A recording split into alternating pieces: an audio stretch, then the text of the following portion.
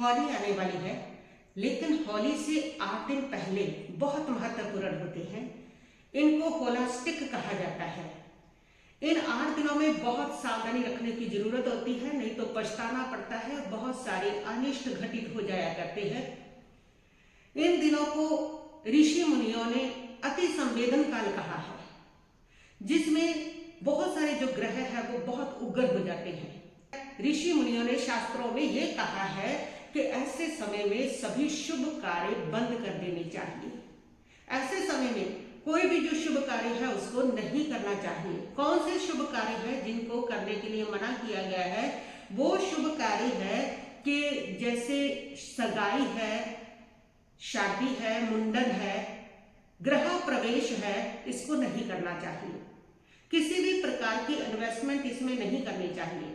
कोई भी नई जॉब लग रही है उसको ज्वाइन इस समय में नहीं करना चाहिए। और उसके साथ साथ किसी भी प्रकार का जो लेन देन है उसका ध्यान रखना चाहिए। और संबंधों में इन 8 दिनों में किसी भी प्रकार का कटु शब्द नहीं बोलना चाहिए, क्रोध से भी बचना चाहिए। और इसमें क्या करना चाहिए हमें? इसमें करना चाहिए आपको कि इन 8 दिनों में ओम ह्रीम नमः इसका जाप करना चाहिए और किसी भी एक प्रकार के अनाज का दान करना चाहिए और उसके साथ साथ गुड़ का दान करना चाहिए। ये उपाय है जो आपको करने चाहिए, जिससे आप इस समय की जो नकारात्मकता है उससे बच सकते हैं। जैसे अग्नि जब जलती है तो उसको उस समय पानी ही शांत कर सकता है, वही उसको कंट्रोल कर सकता है।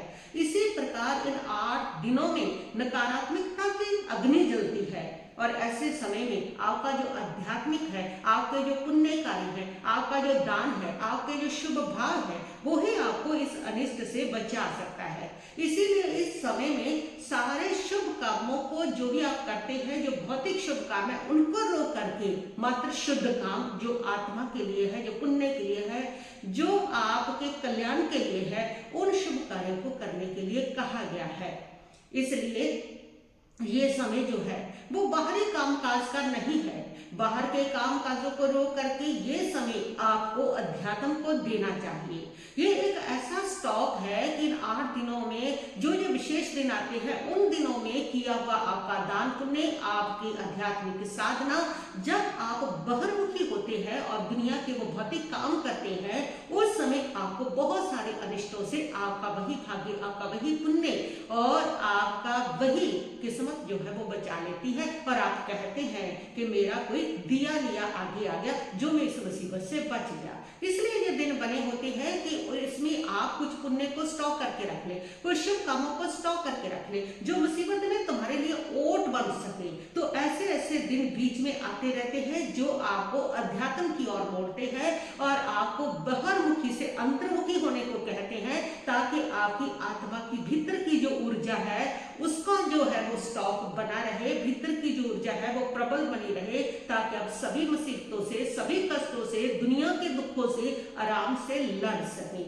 तो ये 8 दिन जो है, इन 8 दिनों में आपको संसारिक कार्यों को रोक करके दान पुण्य ये करना चाहिए।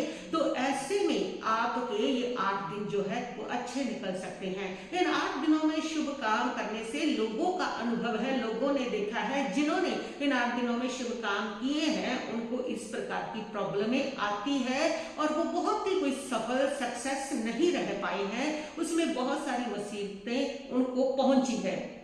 तो इसलिए ये बना हुआ है, ये ऋषि मुनियों ने ये लिखा हुआ है, ग्रंथों में लिखा हुआ है कि इस प्रकार ये अति संवेदनशील समय होता है और ऐसे समय में आपको शुभ कामों को रोक देना चाहिए और आपको दान पुण्य और उसके साथ प्रभु की भक्ति, उसकी आराधना आपको करनी चाहिए। तो ये जो होलाष्टक का समय चल रहा है, ये 24 फरवरी से लेकर के 2 मार्च तक चल रहा है।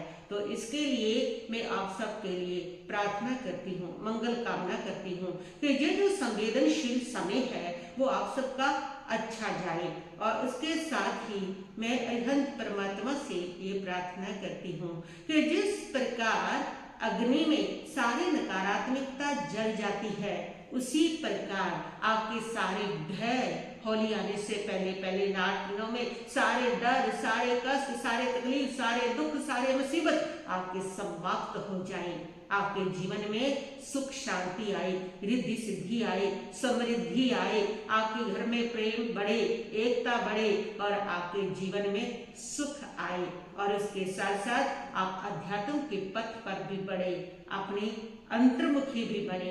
यही मेरी आप सब लोगों के लिए मंगल कामना है और प्रभु से प्रार्थना कि मेरे हृदय से निकली ये मंगल कामना आपके जीवन में मंगल लेकर के आए, आपके लिए पूर्ण हो, आपकी शांति हो, कल्याण हो आपका और शुभ हो हमेशा आपका।